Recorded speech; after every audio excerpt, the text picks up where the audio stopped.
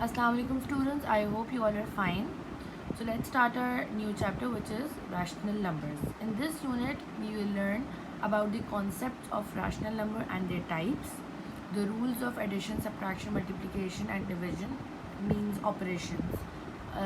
Before that we were studying operation on sets कि हम लोग sets के ऊपर किस तरीके से operations apply करते हैं. Now we are studying कि operations हम लोग rational numbers पे कैसे apply कर सकते हैं.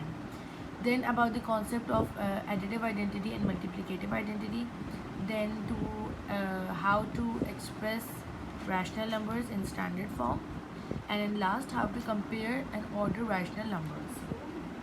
Okay, first of all let's start what are rational numbers and how we show them. Natural numbers or counting numbers are numbers that can be observed in nature. They represent by the set n. ठीक है, हम लोग ये पहले भी पढ़ चुके हैं कि नेचुरल नंबर्स को हम n से डोनेट करते हैं और होल नंबर्स को हम लोग w से करते हैं. एक चीज़ मैंने आप लोगों को बताई थी कि नेचुरल नंबर्स में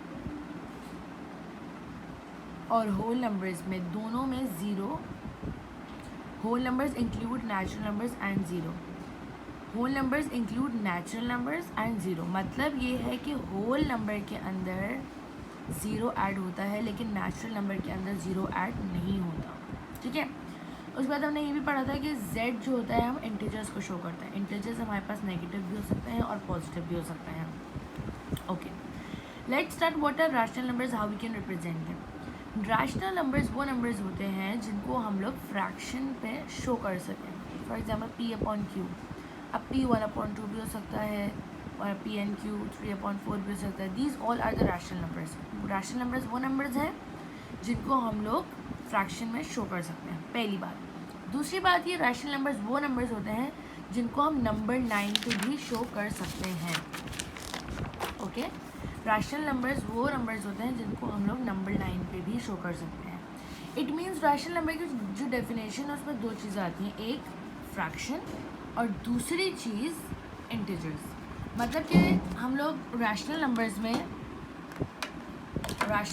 में हम लोग इंटीजर्स भी यूज़ कर सकते हैं and we can also use fraction. Okay, then we have rational numbers के एग्जाम्पल्स हैं हमारे पास और इरैशनल नंबर्स के. Let's see. रैशनल नंबर्स मैंने अभी आपको भी बहुत सारी एग्जाम्पल्स दी रैशनल नंबर्स की. 2/3, 3/4, -4/7.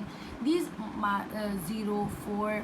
क्योंकि 0, 4 और -2 हमने क्यों लिखा है, क्योंकि ये इंटीजर्स हैं और हमने अभी भी पढ़ा कि रैशनल नंबर्स के अंदर हमारे इंटीजर्स भी इंक्लूड होते हैं. ठीक है. सेकेंड बात, ये रैशनल नंबर्स को जैसे हम इंटीजर्स को z से डोनेट कर रहे थे, नेचुरल नंबर्स को n से कर रहे थे, इसी तरह रैशनल नंबर्स को हम लोग q से डोनेट करते हैं. ओके, दैट्स वाई हमने सेट के स्टार्ट में कोई और अल्फ़ाबेट नहीं लिखा, q लिखा है और इधर नेगेटिव और पॉजिटिव दोनों नंबर्स लिखे हुए हैं, इंटीजर्स भी लिखे हुए हैं और फ्रैक्शंस भी लिखे हुए हैं. Okay, this is the number line, जो बेसिक नंबर लाइन होती है जिसमें ज़ीरो होता है, पॉजिटिव नंबर्स होते हैं और नेगेटिव नंबर्स इधर होते हैं. ठीक है, 0, 1, 2, 3 these are the positive numbers, -1, -2, -3 are the negative numbers. जहाँ तक ज़ीरो की बात आती है, ज़ीरो ना ही नेगेटिव होता है ना ही पॉजिटिव, इसको न्यूट्रल कहा जा सकता है. और 0 और 1 मैं एग्जांपल दे रही हूँ, इसके बीच में बहुत ज़्यादा नंबर्स हो सकते हैं, फ्रैक्शंस हो सकते हैं, इसी तरह 1 और 2 के बीच में भी हो सकते हैं. सही है.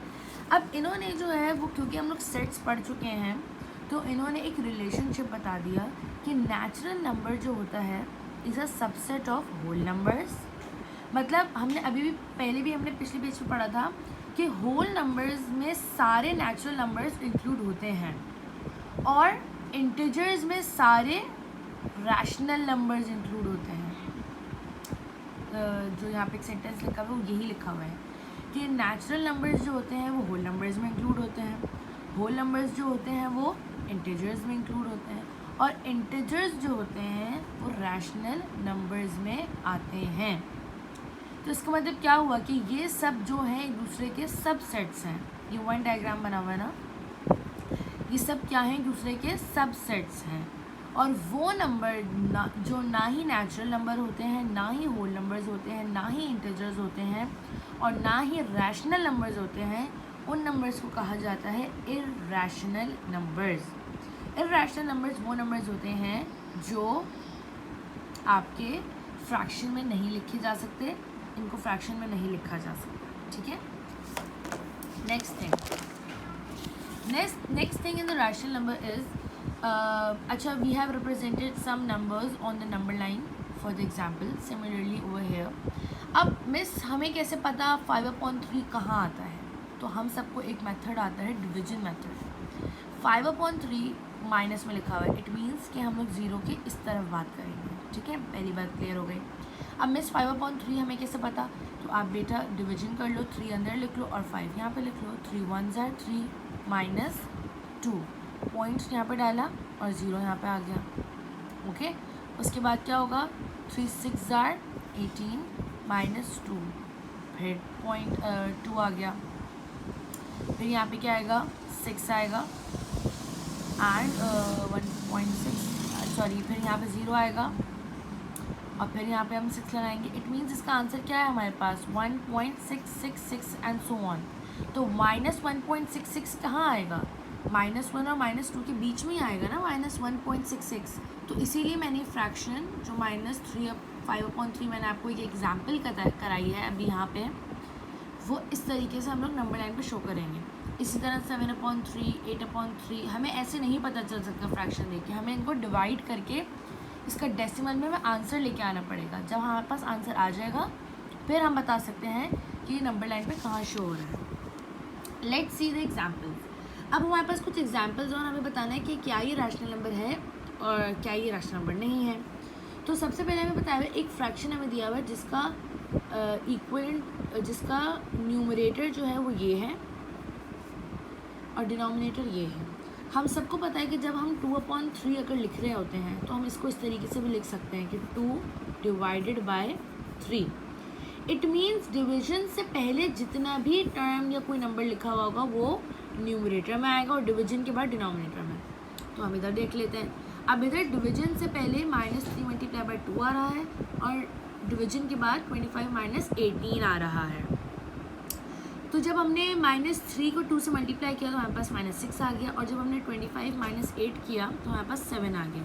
इट मीन्स हमारा न्यूमरेटर आया -6 और डिनोमिनेटर आया हमारे पास 7, ठीक है। Let's take example number 2। Example number 2 कह रहा है कि -3/5 को हमें रैशनल नंबर बताना है, एक्सप्रेस करना है और उसके न्यूमरेटर को मतलब इस 3 को हमें 6 बनाना है। तो लेट्स सी द सॉल्यूशन। अब इस -3 को मैं किस नंबर से मल्टीप्लाई कराऊँ कि मेरे पास आंसर आए 6, ओके, मेरे पास आंसर आए 6। तो आप सबको पता है कि मिस आप अगर हम लोग -2 से इसको मल्टीप्लाई कराएंगे तो माइनस माइनस प्लस और 3 2s are 6 और जिस नंबर को आप न्यूमरेटर से मल्टीप्लाई करा रहे हो उसी नंबर को आप डिनोमिनेटर से मल्टीप्लाई जब कराओगे तो plus minus minus 5 2s are 10। तो हमारे पास एक आंसर आ जाएगा 6/10। तो ये चीज़ हमारी पूरी हो गई कि न्यूमरेटर को हमें 6 बनाना है। अब इधर डिनोमिनेटर को हमें 15 बनाना है, मतलब हमें इस 5 को 15 में चेंज करना है। तो इस 5 को हम 15 में किस तरीके से चेंज कर सकते हैं?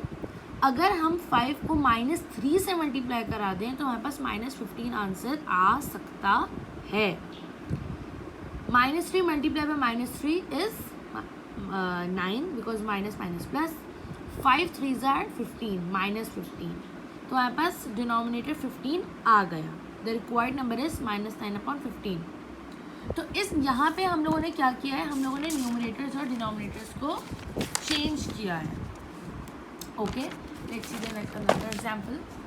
अच्छा, यहाँ पे कुछ भी नहीं करना, सिर्फ -2/5 को हमें नंबर लाइन पे प्लॉट करना है। तो हम किस तरीके से करेंगे? माइनस है तो फ़ौरन क्लिक हो जाना चाहिए मिस, 0 से पहले ही हम कहीं प्लॉट करेंगे और फिर आप डिवाइड करोगे इसको ताकि हमें पता चले कि ये जो नंबर है 2/5 ये कहाँ आ रहा है। पॉइंट लगेगा 0, 5 4s are 20। तो आंसर क्या आया हमारे पास? 0.4 -0.4। अब -0.4 0 और -1 के बीच में आएगा, यहाँ पे कहीं, यहाँ पे आ रहा है जहाँ पे इन्होंने प्लॉट किया, ठीक है। तो दो बातें पता चल गई। पहले तो ये बात पता चल गई कि माइनस है तो ज़ीरो के बाद ही आएगा, और फिर डिवीजन के मेथड से हम इसको डेसिमल में कन्वर्ट करके ये बता सकते हैं कि इसकी क्या वैल्यू है, क्योंकि फ्रैक्शन को देख के हम नहीं बता सकते. ठीक है. I hope the examples and the lecture is clear. Take care of yourself everybody and अल्लाह हाफिज़.